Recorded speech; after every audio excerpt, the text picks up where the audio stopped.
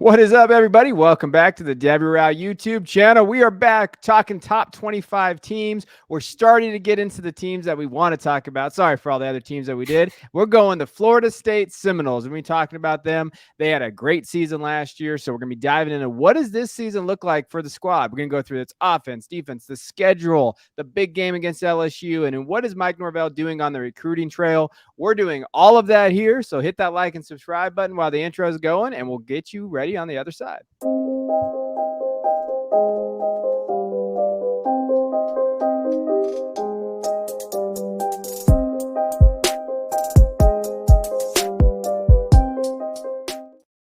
All right, so let's talk about it. Norvell last year, we saw him go 10-3 last year at a big, that big win at the beginning of the year against LSU, and it kind of set the tone.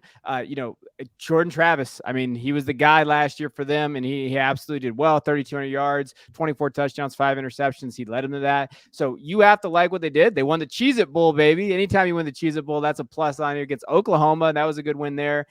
Had it not been for a couple bad losses, I really felt, they should have beat North Carolina State. They should have beat Wake Forest and Clemson. They had it right there. They could have been in the playoff. I mean, that's how good they played down the stretch, too, winning the last 6 games. So as we get into this new season, there's a lot of buzz about Florida State. Florida State's getting a lot of buzz out there. So let's get into what they got going for them. What about that offensive line? Yeah, so the offensive line, not a whole lot of returning players back, but I could argue that that's a good thing. Their offensive line really didn't play that well last year. I think Jordan Travis certainly bailed them out. I think Trey Benson actually bailed them out quite a bit as well. So when you look at this group, I think you're more excited about what they're able to put on the field. Yeah. Kevin, have you heard anything good or bad about this offensive line in your research? They talked about Jeremiah Byers and they like Casey Roddick as well. So they just talked about them being solid. They said, hey, they lost some guys, but they do think that they brought in just pieces that they needed to bring in. Had they not brought in some of these transfers, they did talk about hey, if they didn't bring in some of these transfers, losing Dylan Gibbons, some of these other guys out there, they would have been in trouble. But they did. They filtered it, and Norvell's done a good job on the transfer portal. Yeah, the reason I asked that is if I have one concern about this offense, it is this offensive line. I think especially Bless Harris at left tackle, he didn't get on the field a whole lot last year, but he wasn't very good when he was on the field. So this is the one question, and I hate to lead off with a negative because we're going to say a lot of really good things about Florida State. This is a very fun team, like Kevin mentioned in the intro, but this is my concern is if this offensive line doesn't hold up, what does this offense look like? It's tough to get the ball down the field to those great pass catchers if there's no time to throw, Yeah, no, 100%. And I think, hey, left tackle got to, we've got to protect your quarterback, and you're going to have to see that. Like, if we're going to talk about this, they're going to get tested early. When we get into the schedule, they're going to play in LSU. That's going to be a big test against that defensive line. We've talked about them. But overall, when you're looking at just what's the offense look like? And they're loaded. This is an offense that's ready to go out there. And last year, they were 16th nationally in scoring, about 36 points per game, 10th in total offense, almost 500 yards in offense, and they got better, I think, at their weapons. Trey Benson's coming out. Some people have them as his running back one. Then you have Johnny Wilson in there. Hakeem Williams is a true freshman. Keon Coleman, Michigan State transfer, and Winston Wright. Other guys in there that are going to step up for them. And then they went out in the tight end room and got Jaheim Bell and Morlock, guys that are really good. This team is better offensively than they were last year, which means they're going to be a top 5 unit probably. And this is the unit. If that offensive line holds up, this is the unit that they think can lead them to a playoff. Yeah, and I mean, we have to start with Jordan Travis, right? Because I think a lot of people are talking NFL draft prospects for Jordan Travis, and I think that there is some upside for that. But what I do know is that Jordan Travis is a fantastic college quarterback, and what he's going to be able to do with this slew of pass catchers is a lot better than what he did last year. And he creates outside of structure quite a bit. So that's where he bailed out that offensive line last year. Hopefully he doesn't have to do that as much this year. But I think another step from Trey Benson, adding Keon Coleman, outside of Johnny Wilson, I don't think that the pass catchers were all that impressive last year. I think that it was kind of a group that they were fine. But this group, I mean, if Hakeem Williams can get on the field as a true freshman, that's when you're talking about, like you said, probably a top 5 unit. And that's not even really mentioning the guys behind Benson in the running back room that I think are also very good. Yeah, and shout out Destin Hill. Destin Hill coming back. You know, they never quit believing in that kid, and he could be a playmaker maybe middle of the end of the year if he gets on that field. And yeah, I think you're right. I did a Jordan Travis video here on the channel. You can do a whole breakdown of him of, hey, can he be a Heisman candidate? And I think he is. I think he's right there, and he can definitely kind of be in that category there. Now, as far as the losses go, these guys didn't lose too many. You know, Pittman is a guy. He goes to Utah. He went from Oregon. He's a good blocker. He's a very, very good run blocker. But as a wide receiver, he struggled. Malik McClain, I do like Malik though. Malik is one of those guys that maybe could have made a difference for them. But they getting Keon, like we talked about, is going to help that. And Tavius Woody, yeah, okay. It's Trayshawn Ward maybe, but with Benson being there to fulfill those guys, like I don't see that being a big loss. Overall, they didn't take a huge hit except for those offensive line pieces that we mentioned earlier. Yeah, I mean, like you said, Pittman's a good blocker. I think they've kind of remedied that with Keon Coleman. I think, he's got the frame, the physicality. I think Johnny Wilson could stand to be a little bit better of a blocker for a 6'7" dude. But I think you've got, Hakeem Williams could come in and fill that blocking wide Yeah. receiver role as well. I think he will be on the field. So yeah, and then I've heard a lot of really good stuff about Rodney Hill. So even Yeah. past Benson and Toafili, like I don't think they're losing much with Trayshawn Ward being gone. So yeah, wheels up for this offense. And let's talk about the recruits. So what they did, and I think they did a good job. So when you're looking at Norvell, he's doing it through the portal, but like they always talk about, like, can he recruit? And he has been. He's been building that up, right? This is a 16th ranked class overall. He got 11 guys from Florida. So he went in Florida and said, I'm going to recruit with the big boys. I'm going to go in Florida and I'm going to recruit this area. And he's done that. Obviously, Hakeem Williams is the big one, 5-star kid. When you're looking at him overall, he needs some development. He went to a high school where he was pretty much the only player on that team when you watch it. So he's got some nuanced stuff to kind of work on, but overall, really good kid. Lucas Simmons, 6'8", 300. He's a big one, offensive tackle. He might be able to step in early. Like when you're looking at Lucas and those guys, if they have some offensive line issues, that could be one of those things where he steps in. Brock Glenn could be that guy, 4-star kid, number 21 position player. He's okay at the quarterback position. Obviously don't need him this year. Samuel Singleton, again, I like Singleton too. He's got some juice in him. He's only 178 pounds, but he runs hard. So Samuel Singleton's another guy in that running back room. And they really attack some of those wide receiver positions as well. And I thought they did a good job. Andre Otto as well. He signed his letter of intent, 6'5", 290 offensive tackle. So overall, really good class. Yeah, I mean, you mentioned it. The headliner is Hakeem. I think when he develops, like that's a terrifying play. Like 3 years down the road, we could be talking about him as a first-round pick. I like Singleton as well. He's already put on some weight, so I think that's a good get, and that's a depth piece. And then on the offensive tackle side of things, they weren't a team that liked to rotate a whole lot. They pretty much threw their starters in and they kind of left them in. I wonder if that changes a little bit. I know that's often an offensive philosophy type of thing. But I think when you're looking at what that offensive line could be or what it might not be, they might consider throwing some of these freshmen in, even in big moments. 100%. And the transfers, like we talked about, they had the number 5 ranked transfer class. So they went out there and they got some dudes. Like every time a transfer came up, we have people just saying, oh, of course, it's going to be it's going to be Florida State. They're in the running. They got some NIL money down there. Keon Coleman, obviously, is the headline, but I thought they did a good job with Byers, who I talked about earlier, Kelandria Jones, Jaheim Bell, and then Kyle Morlock. Kyle Morlock was a 4-star transfer coming over 6'7", 250. They really, really like this kid from what he is as a prospect. And that's what, he was at Shorter Hawks, so he's at a Division II school. You could see him maybe kind of stepping up and being the guy. But Jaheim Bell, like people talking about being kind of Debo, kind of that role where he can kind of be that hybrid, and he can be. Like people really thought he was going to have a better year last year at South Carolina. Didn't necessarily have the season that we thought, but in this offense, with all these weapons, Bell might be that wild card. Yeah, he's the shortest pass catcher that they have, which is crazy at tight end. But you're right. I think, in that hybrid type of H-back type of role, I think that's perfect for him. And I think this offense kind of offers a role like that to where he can succeed. So yeah, this transfer class was fantastic. I think Keon Coleman is the get. I'm excited to see Keon and Johnny Wilson opposite each other all year.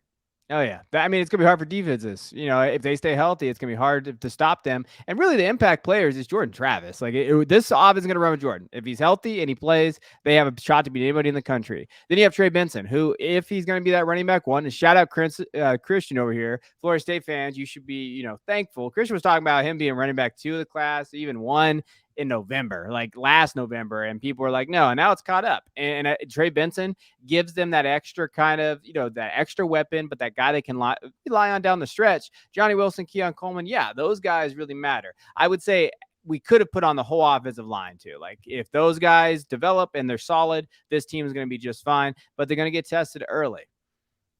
Yeah, for sure. And I mean, we talked about Travis potentially being a Heisman candidate. I think I threw a dollar or two on it, simply because I think that that's a pretty good bet to make right now. We're about to talk about the defense, but this team could potentially have multiple top 100 picks. And we haven't said that about a Florida State team in a long time. No. So I think that there's like justified excitement for this team and reason that they're talking about national titles in Florida State. Yeah, and I like that you brought that point up, because when I was going through like key departures, draft picks, Florida State was not on there. Like it was really just transfers where they had their departures at. Norvell's doing a great job. I mean, Florida State fans should be happy. Like, people were kind of down on Norvell, and especially with after the COVID year. And it's like, well, the COVID year that wiped out that recruiting class, and it was hard for them. So they should be excited what they did. But shout out Jordan Travis. He developed a ton over these last 2 years, and whether that's the coaching staff, Travis, a little bit of both, you have to give them credit there. Now let's go over the defensive side of the ball, because the defense, to me, like it's pretty stacked too. Like we're not talking about a defense that you see the returners there, but they did add some key transfer guys to this squad, and they could be even better than they were last year. Yeah, the headliner's Jared Verse, right? Yeah, He was getting top 10 talk when people expected him to declare last year. I think that was a little rich, based on last year's film. I had him graded as like a top 50 type of guy, but another step forward from Verse, and you're looking at, potentially that top 10 guy. That's all I've seen him mocked as this offseason. So that's the driving force behind your defense, right? If he can get to the quarterback, if he can impact the running game, he is one of those massively impactful players. Greedy Vance is another guy that I think is probably pretty underrated right now. Slot corner, but very, very good in coverage. I think there is potential for him to kick outside when they need him to. And then the 2 returning safeties played pretty well last year. Akeem Dent took a step forward in terms of, wrapping up, making tackles, things like that. So I look at this defense and I say, well, I mean, yes, the offense is going to be the driving force behind their wins, but if this defense takes just even a little leap forward, that's what's going to continue to push them into top 10, top 5 discussions. Yeah, my guy. I love my defensive tackles. Give me some Fabian Levitt, baby. Like redshirt senior, 6'4", 318. I'm excited for this defensive line. It could be really good. We'll talk about Braden here once we talk about transfers. Notable losses for them. I mean, I guess Jamie Robinson, Demore Tate, Sam McCall, Brendan Gant, like going to Colorado, like everybody else is going to Colorado. Overall, though, I don't think they really. I don't see big losses here. I think that they added through the portal, and they did that just like on the offensive side of the ball. And I think that's why they're getting so much buzz out there, like understandably from like just the media and everything about this team in 2023. Yeah, Jamie Robinson, good player. Yeah. But like I said, both of those safeties played well when they were on the field last year. I think, Shaheem was the better safety, and he played opposite Jamie quite a bit. But I think, if all you're losing is one starting safety, that's the most impactful one. I think you're in good shape, right? Like that's solid. And that's all. And that's all you're losing. You're good. The way I look at these things, especially in college, if you're not losing a ton off the edge and on the defensive line, I'm excited about that. Okay, you're not losing that. All right, you're gonna bring back a top 10 guy. You're good. You're gonna be just fine. You're gonna be able to compete. And recruiting wise, you could tell they went out and and they had a lot of recruits on the defensive side. You can see that here. Blake Nicholson is an interesting one to me. Linebacker, 6'3", 200, big kid. Conrad Hussey is another one out of St. Thomas Aquinas. So that's a really good school out there there in Fort Lauderdale, 4-star kid safety. So they did attack that. And you could see they know that defensive line is going to be a need for them next year. So they went out and got it. Keith Sampson there twice, should just be there once. My bad. Lamont Green is out there too. When you're looking at that, Edwin Joseph as well, Kenton Kirkland. So you see those guys. They really targeted those guys. You have to like what they were able to do on that defensive line. And I really, really like Lamont Green, and I like Keith Sampson. Yeah, this is a good class. I mean, you talked about how, questions about Norvell getting on the recruiting trail. I think he really made his mark on the defensive side of the ball. Yeah. I think, that was a necessary get.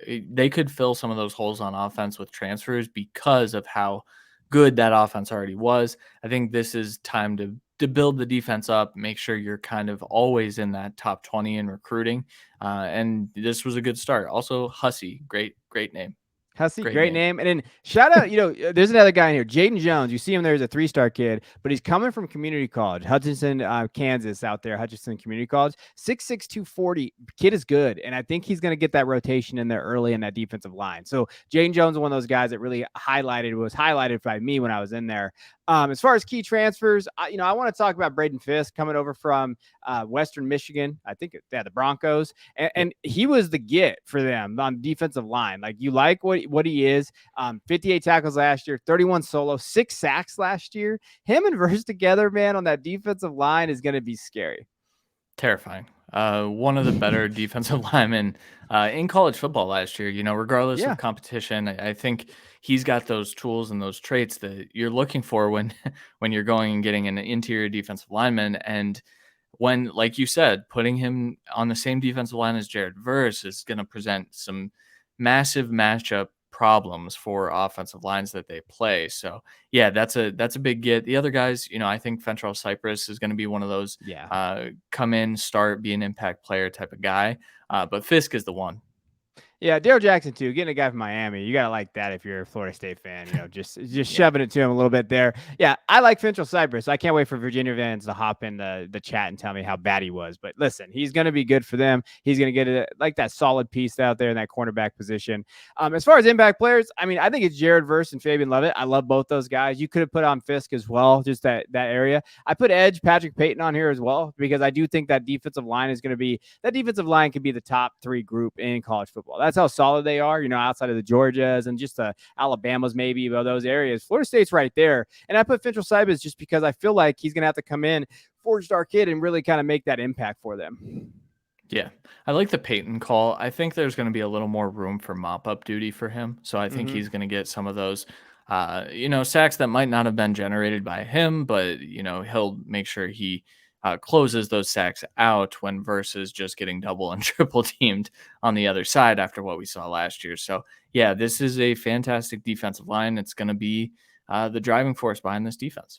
Yeah, 100%. Well, let's get into the schedule. So let's look at this bad boy. We got LSU first game. I mean, that's the circle, right? We're going to circle that game. We're going to watch that game. We're probably going to live stream that game on the Patreon. I don't know. We'll watch that game for sure. Southern Miss, they should come out of that. Boston College. And then they have Clemson early. And I'll be honest with you, like, they want to win that game, like, especially just based on everything that they've had. Last year, I thought they should have won that game. I really thought they were a better team. And now this year, Kay Klubnik coming in at Clemson. That's going to be a tougher game. Virginia Tech, Syracuse, Duke, Wake Forest, Pittsburgh, Miami, North Alabama, Florida. But in reality, their season's going to be, we're going to know in the first 4 weeks. Like, hey, what are they? Like, that first 4 games, if they can come out of that 3-1, I still think they're in the driver's seat to go to the ACC championship, obviously, but also in the playoff. But if you go 2-2, you're kind of out of that run as far as the playoff goes. As far as the playoff goes, I think you can still kind of compete for the ACC title. Yeah, oh yeah. But that shouldn't be the aspiration, and I don't think Florida State fans will be happy if they just compete for an ACC title, especially with all the talent returning on this team. It's been a while since, not as long as some other schools, but it feels like it's been quite a while since Florida State was in those national title discussions. I think they have a real chance to beat LSU. It's a neutral field. I think, when we talked about the matchup problems, I think this team matches up really well with that LSU team. It's going to be a fun one. Jaden Daniels versus Jordan Travis at week 1. But I think you're right. I think that Clemson game, what I worry about is if they get that LSU game, do they kind of slide through Southern Miss, Boston College, get a little sloppy as they kind of look ahead to Clemson? And then in that Clemson game, I mean, like you said, at Clemson, I assume that's going to be a primetime game too. I assume that they're going to flex that into primetime. So that's going to be a big one. But you're right. We're going to know what this team is within the first 4 weeks. I think they'll probably come out 4-0. That's just looking at that might be a hot take, but I do think this Florida State team is legit this year. So their win total is 9.5. So you have the over then. If they're going 4-0, you're taking over. Over, yeah. Okay. All right. Yeah, I don't see any trap games in there. Maybe Duke, maybe, right? I made I made a joke in the Discord in our Patreon, like, I don't know, it was like 5 months ago. I said I can't wait for them to lose to Pittsburgh at Pittsburgh like 7-3 when they're undefeated or something like that, because that feels like a Florida State thing to do. But I do think Jordan Travis leadership, those areas in there, I'm gonna take the over too. That LSU game is looming large. And I think now here's the thing, that LSU game is going to come down to their defensive line against Jaden Daniels. And if they can make Daniels throw some interceptions early, they'll win that game. Like, I really feel like it's defensive line versus Jaden Daniels. Can he create that pressure? And if they do that, if they can do that and stop Malik Neighbors and those guys in that wide receiver room, I really feel like Florida State can get that game. And then it's all the Clemson era there. Yeah, and that line to me, like every other game outside of those 2 games is winnable. So even if you're like, well, I think they're going to lose LSU and Clemson, I mean, that's 10 wins right there. Yeah. So just take the over. Just take the over. I'm pretty safe with this over, as long as Jordan Travis stays healthy. All right, let's go to the outlook. Hey, overall, I think you guys, Florida State fans, you should be excited with how your team is doing. I think it's building up that recruiting pipeline. I understand the quarterback position after this year is something they're going to have to look at, but that's something they can always just do in the portal. Norvell's doing a good job of plugging and playing from the portal, but also building in that side up. Also, always got to mention this, they're specialists. They have a kicker battle coming up, so it looks like ETSU transfer Tyler Keltner is battling Ryan Fitzgerald, who struggled a little bit down the stretch, but they have one of the best punters in the country. So shout out to punters out there. Got to give the punters love, like Pat McAfee. Sure. Yeah. I mean, this team is in good shape right now. I think this is one of the more up and coming programs that we've talked about thus far. And that's why, there's a lot of excitement around what they're going to do this year. I think, losing Jordan Travis after this year is probably they're going to feel that for a year. But I think, you have to feel confident and comfortable that they're in a good spot, moving forward into 2024, 2025 and things like that. So shout out to Florida State fans. It's a good time to be one of those. It is, until you go, 2-2 at the beginning of the year. But we won't throw that out there. So appreciate you guys. Hit that like and subscribe button. Let us know how you're doing. Hope you guys enjoying it. We'll be back giving you guys. We're getting close to that top 10. So we're getting the top 10. Remember, these are not our ranks. These are ESPN ranks. Don't yell at us. But we're getting the top 10, and we'll start getting close to the college football season.